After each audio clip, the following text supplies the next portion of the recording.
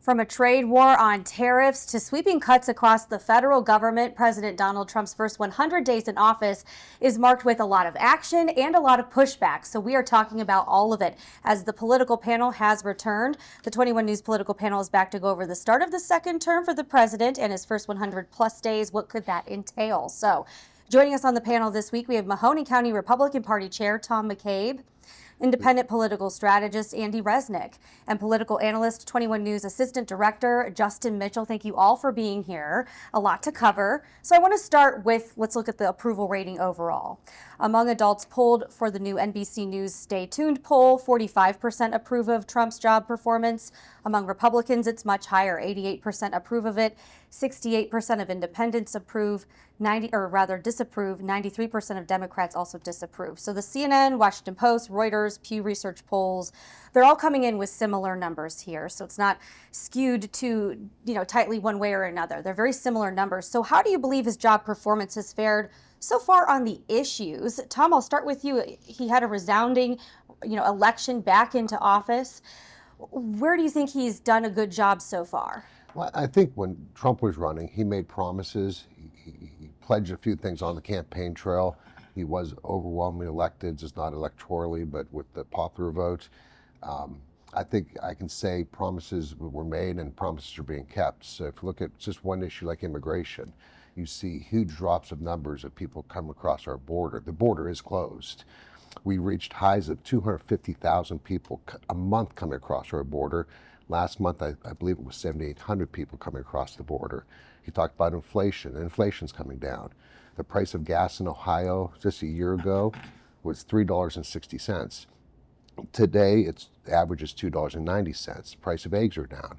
Price of pumpkins are down. We talked about that last October.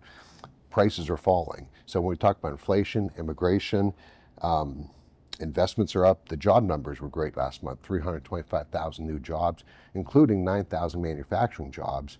And that's in contrast to Joe Biden losing 6,000 over the last 2 years of his presidency, 6,000 manufacturing jobs a month.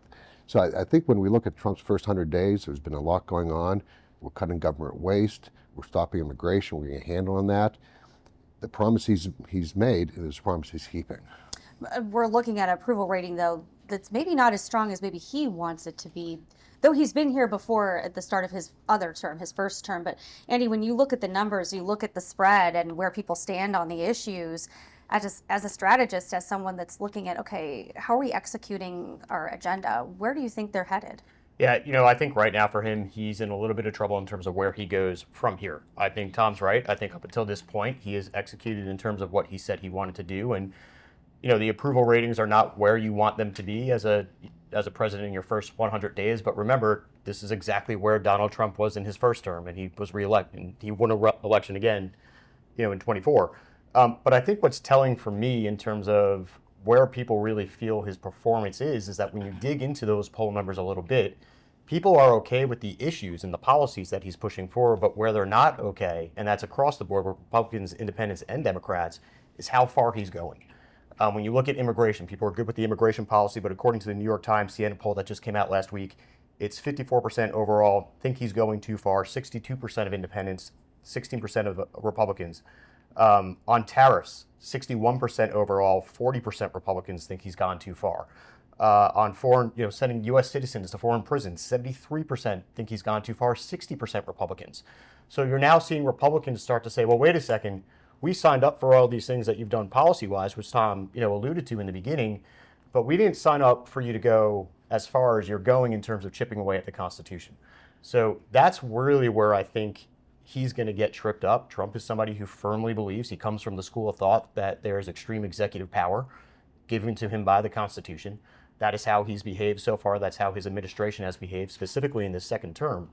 And I think as we go forward, he's going to start running into some more roadblocks, because if those numbers don't change or turn and you keep going down, it's really going to give the the permission for folks who haven't spoken up yet, especially on the Republican side, the moderate Republicans, to start speaking up. Yeah, they have stayed pretty quiet so far. When you bring up the topic of immigration, we have been covering that here on 21 News, and we've covered it on the university campuses, Justin. So weigh in a little bit. YSU, Kent State, they've seen students with visas revoked. Some of them have been reinstated, some of them not. A lot of confusion at the local level. We talk about the national politics, but when you see it play out here at home, you start to see, okay, maybe some unintended consequences. Right. Well, I think you hit the nail on the head as to when it hits at home, because the other thing that the poll numbers or the approval rating numbers show is I think it says something about media literacy and media consumption, because the truth is that virtually everything he's done is exactly what he campaigned on.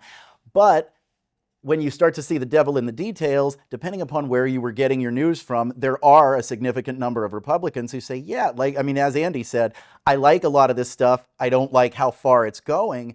Well, it's going as far as he said it was going to go. But if you watched through a filter that said this is all great and downplayed how far he wanted to go, then you're surprised by this. If you didn't like it and only got your news from another filter, you might have been out of touch with what your fellow Americans wanted. So with immigration, that's a perfect example. Is you can want a tighter immigration policy, and that doesn't mean that you want scholars getting thrown out of the country who were here on student visas. You don't want American citizens being deported accidentally. You don't want these paperwork snafus. You don't want to hear about 4-year-olds with cancer thrown out of the country. You simply wanted a tighter policy. And so this is where that plays in, is people have got to start to pay attention to sources other than the ones that make them feel warm and cozy, and start to just digest information and make decisions accordingly, whether you like it or not. And I'm wondering how much runway the voters will give the president, Tom, especially in the Mahoning Valley. Right. Supported him, but as we approach the invisible elephant in the room, which is the midterms, how much time will they be patient on Main Street with the business owner, at the car dealership, at the local business owner that's private, until some of these tariffs and other things don't get sorted Correct. out? I think even Trump said there's going to be some short-term pain for long-term gain, and we're going to see that. Definitely, we're going to see that. But I think his approach on tariffs are 100% right. We don't want free trade. We want fair trade. We want our partners to trade fairly with us.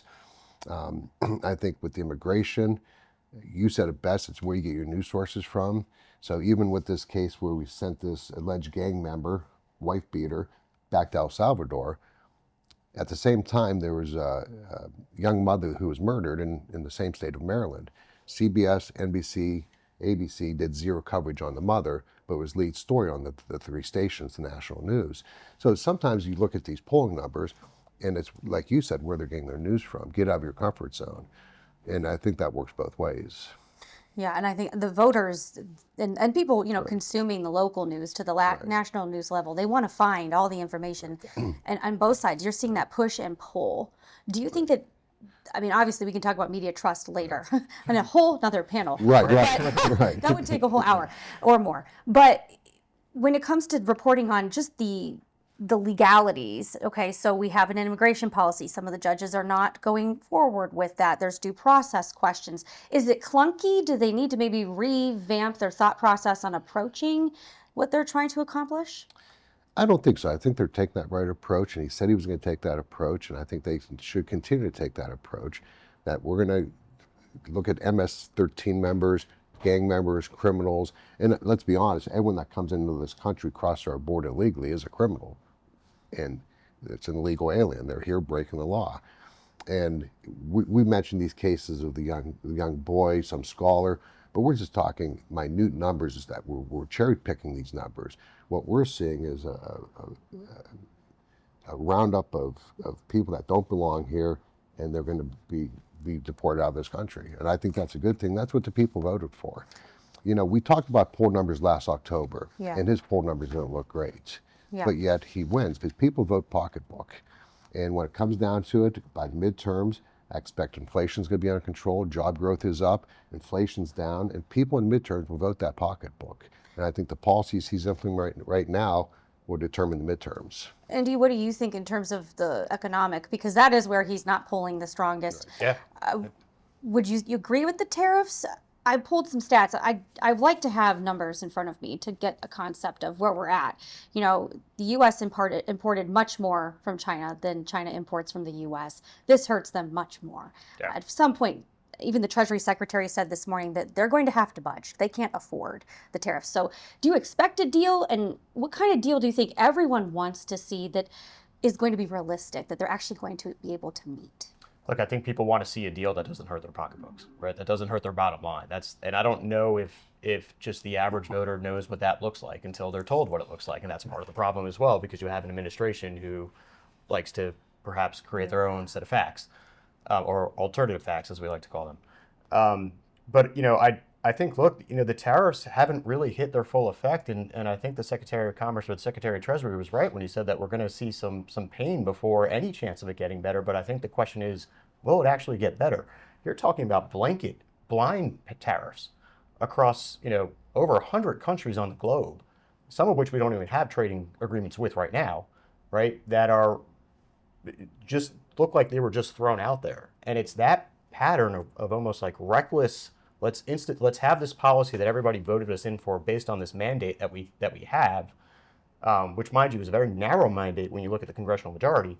And let's just implement these in whatever way it almost seems as if let's implement these in whatever way we feel we're going to when we wake up this morning. Yeah. Right. And it's that recklessness that I think long term threatens the economic viability, the national security. If you look at USAID and what they did there, all those things, I think the long term harm to the country is much greater than what's being projected right now that people don't realize. And I think we're going to feel that. And I don't think people are going to see the economy get better, inflation come down by the time the midterms come around. Now, the flip side of that is, can the Democrats get their act together and actually have a coherent message and a coherent alternative? Because right now, if I'm the Democrats, I'm waking up every day playing whack-a-mole, right? And that's part of the strategy, is let's throw as much as we can out there immediately and make the Democrats, flood the zone, and make the Democrats kind of, you know, not be able to cover it all.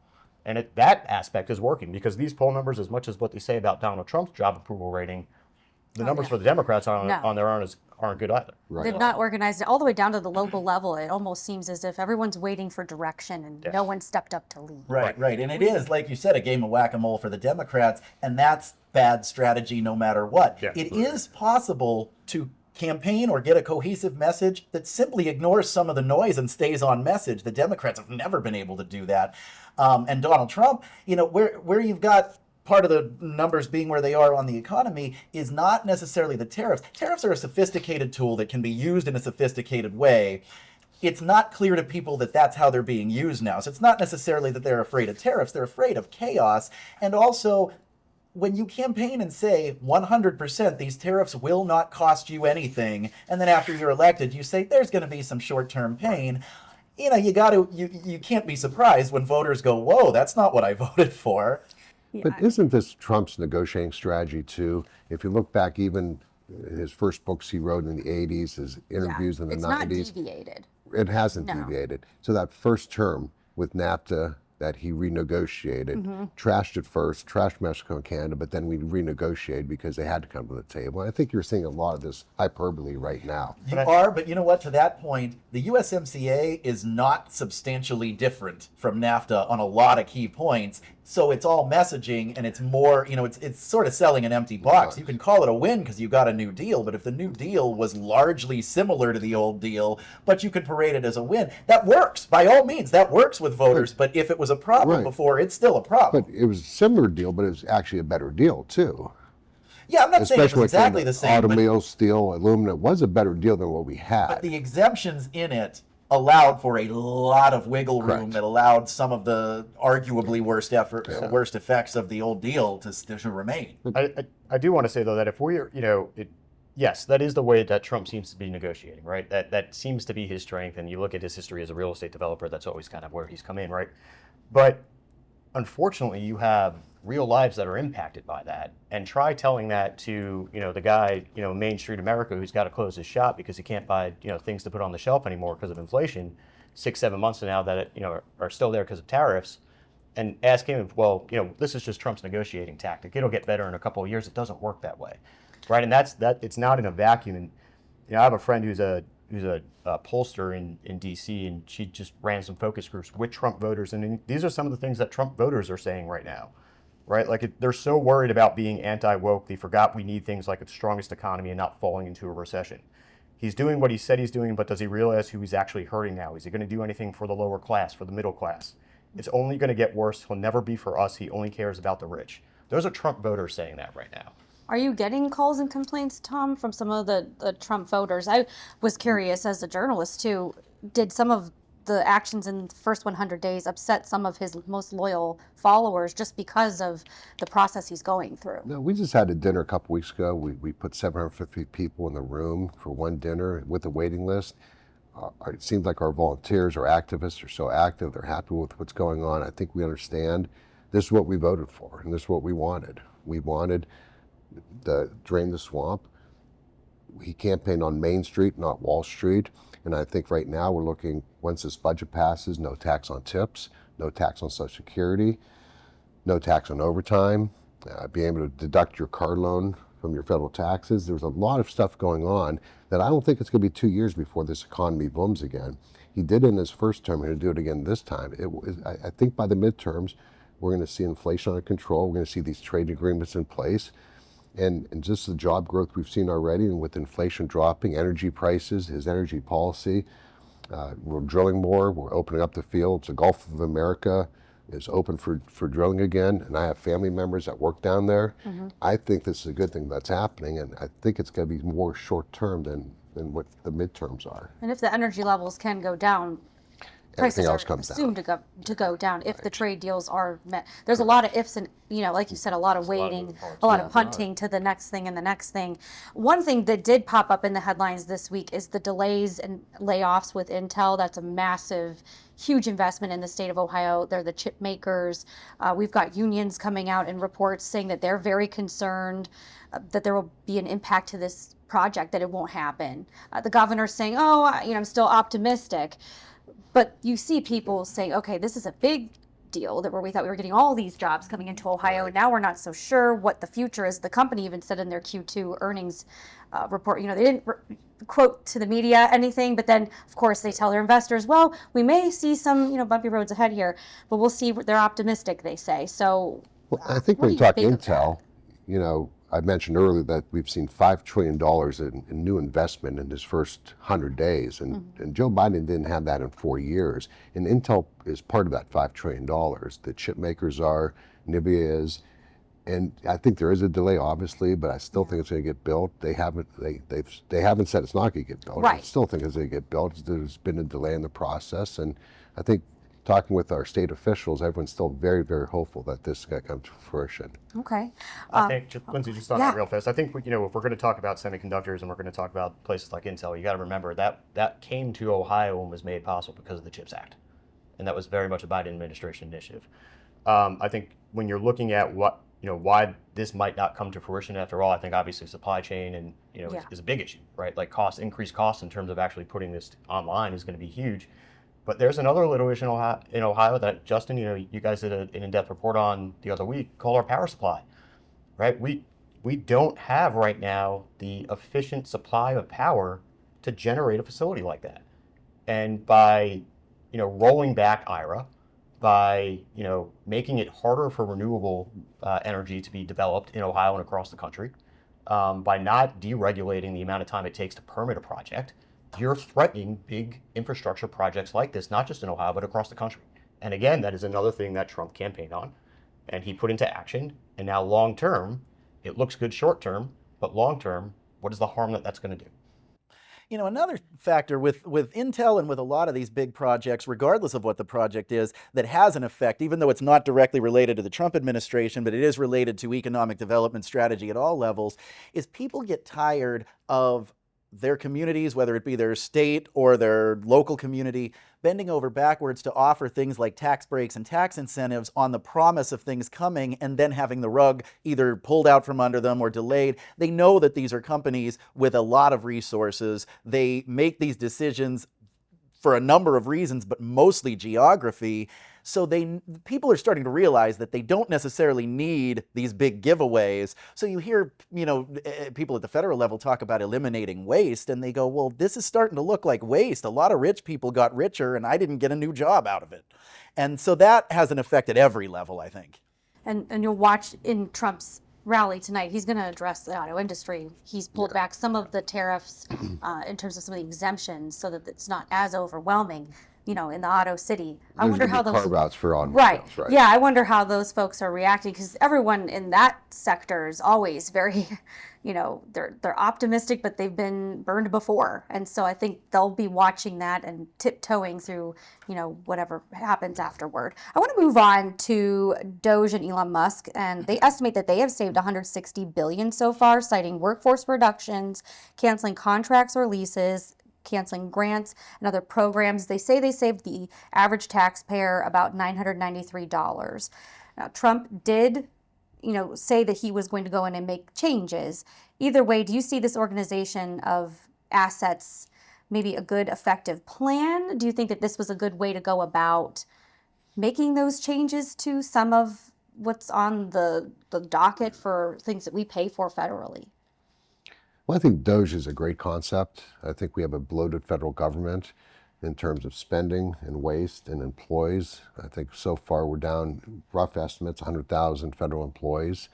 I don't see any effect on my standard of living or anyone else's standard of living in this area, because 100,000 federal workers no longer have jobs. I think that, again, that's what Trump campaigned on. We're going to come in, we're going to cut the waste, we're going to cut the fat. We might disagree on USAID, but I think it's a good thing what he did. If you look at that whole laundry list of programs we were funding overseas, it really turned into a far left slush fund for these pet projects of politicians. I will say, look, nobody disagrees with cutting government waste. I think that is a standard policy that, quite frankly, Democrat, Republican, liberal, conservative, whatever you want to call yourself, everybody should be for, right? That's saving taxpayer money. You're elected to be a steward of taxpayer dollars.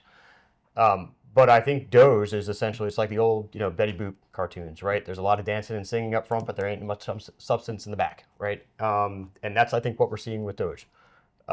There's a lot of bravado about what they're doing. They're out there talking about cutting jobs. They've got a dashboard up online. But when you peel back the layers a little bit, they're just blindly doing it, right? And it's making the United States less secure. It's putting our economy at risk. They're not taking into account the jobs that these people have in the departments, the expertise they bring to the table. We could talk all we want about the deep state, but they're there. People are in these bureaucratic positions for a reason, because they bring in expertise to the table. I want to address USAID for a second, because Trump's national security approach and their approach to the international relations is a realist approach, right? It is, let's de-engage from multinational organizations. Let's protect our interests and act as a solo actor, right? The realist theory. If you're doing that, then everything is a zero-sum game. And ensuring that we have spheres of influence as a country become even more critical to achieving our objectives and maintaining our national security. By eliminating USAID, what he effectively did was give up the soft power sphere of influence that the United States was building through USAID to China. So when you have USAID operating in Africa, in Southeast Asia, in third world developing countries, to provide healthcare, to provide technology services, to provide standard of living services, if you will, that comes back to creating a good image for the United States. When you get rid of that, there's a vacuum there. And for the last 25, 30 years, China has been more than willing to fill that vacuum. So we are now giving up that sphere of influence that we were building to China. And when you look at how does realism work, look at the Cold War. We won the Cold War because we were able to invest in our sphere of influence across the globe more than the Soviet Union was. Justin, do you see the voters, do they need more of a roadmap to see, okay, we did this and here's why and here's what the end result Well, goal. Yes, they do need that, and they also need people to be straight with them. For instance, the Doge website saying that they what was the figure that they've saved 160 billion? Okay, and then the Partnership for Public Service found that they also cost 135 billion in the process due to the sort of slipshod way that they've done this, and things like lost productivity. But the other thing is when you talk about Wall Street versus Main Street people do benefit from a lot of government programs. Not all of them, and there is certainly, as Andy said, everybody is against waste, but it's how we define what is waste, because at the same time you see the world's richest man talk about how there's waste, fraud, and abuse in the Social Security system, you're also seeing things like a tax code where I pay more than Jeff Bezos does. You're seeing the talk of a $90 million military parade. You're seeing a lot of golf trips at Trump resorts that cost a lot of taxpayer dollars. The American people can disagree on where to prioritize things, but we either want to cut waste or we don't, and they can clearly see that there's plenty of waste that these guys think is fine, and it benefits people who are not Main Street. What do you think? Well, I want to clarify one thing. USA did not bring down the Soviet Union. Ronald Reagan brought down the Soviet Union. Well, I'm not saying with USA military- did, but I'm right. saying the aggregate buildup of soft power and building spheres of influence across the globe. It was our is military what power. contributed to. It was our military power that brought down the Soviet Union. We've outspent them, we outpaced them, and we brought the Soviet Union to their knees thanks to Ronald Reagan. Had nothing to do with USA and soft power over in Africa. It just didn't. And Soft then- power across the globe, Yeah. right? So we could take one thing that I said, but it's soft power Right. across the globe. That's how it works. So when we look ahead, relating it back to the Youngstown, Mahoning Valley, Shenango Valley areas, all the industries that we're home to, what are your predictions and what do you want to see? What issues are you specifically monitoring for the next 100 days and beyond? Because like I said, I would imagine at some point they've got time before the midterms, but they're going to run out of time and it'll catch up to them. Well, I think the next big thing is the budget and what's going to happen with the tax cuts, extending Trump's 2017 tax cuts for the middle class, and how that budget's going to go, what's included in there for Main Streets is not Wall Street. And I think that's going to be a big determining factor in how this economy comes back or not. What do you think, Andy? What are you watching for? What do you think may happen the next 100 days? I think what I'm watching for is how far can he push the needle, right? And what is the threshold of voters, not just locally, throughout the country. I think locally I'm watching for, and this is locally across the country, right? In communities across the country, locally I'm looking for Republican congressmen to actually stand up and respond to their constituents. I think here we have a congressman who has not had a town hall, or at least not to my knowledge. I could be wrong about that. But there are constituents who want answers and want to be able to talk to their congressman. And I think for them, they don't necessarily have to defy the president, but they at least have to explain to their constituents why they're backing the policies. And I think that's fair. So I think that if they don't do that, you're going to see a little bit of voter anger kind of grow between now and the midterms. And I think that's going to motivate a lot of voters. Justin?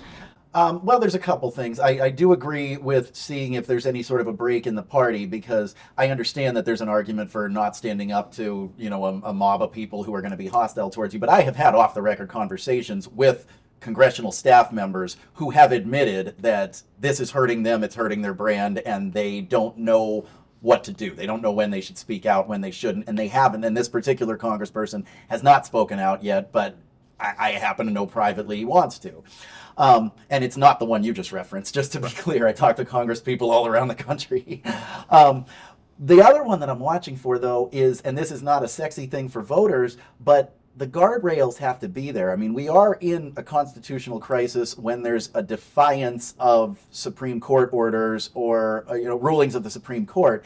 And that's kind of the last fig leaf here. And that's got to hold. There's got to be, I need to see what happens when here's the Rubicon and we've crossed it. Is there a check there, or are we into a territory that we don't come back from? Because we're dangerously close to that. There was just a poll done, and the question was basically, are we in a constitutional crisis?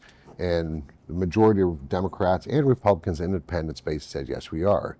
Because our view from our side is we are in a constitutional crisis. We have unelected federal judges and district court judges impeding a president that was elected to do what he said he was going to do. And so yeah, we think the courts have overstepped their bounds. It's just not the Supreme Court, but we're talking these district courts, the ones appointed by Obama and Biden, who are impeding the president's progress and what he's trying to do. So I think both sides look at it a little bit differently.